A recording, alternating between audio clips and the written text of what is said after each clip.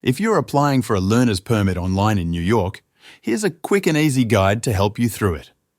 Start by going to the New York DMV permit page and click the button that says Begin your permit application. From here, you'll be asked to log in with your NY.gov ID. If you don't have one, there's an option to create it.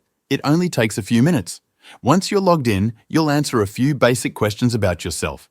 Then, you'll confirm the type of permit you're applying for. Most people go with the Class D permit for driving a car, but if you're applying for a motorcycle license, you'll choose Class M next. The system will ask what documents you have. These are your proof of identity, age, and residency. You'll need to upload clear photos or scanned copies of each one. Make sure everything is easy to read. The better the quality, the smoother the process.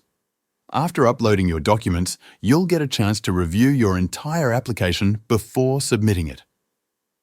Take a moment to double-check your details.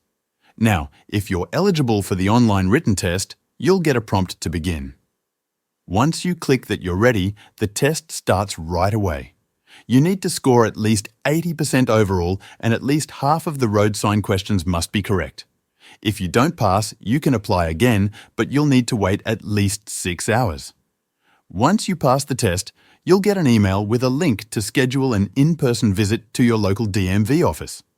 At the appointment, you'll bring the original versions of the documents you uploaded earlier. They'll also take your photo, collect the permit fee, and give you a temporary permit. The official one will come by mail within 2 weeks. Now, one important thing. If you're under 18, a parent or guardian needs to come with you. They'll sign a form in front of a DMV employee confirming they supervised your test. If you're 18 or older, you'll be signing a different form yourself during your DMV visit. That's all it takes.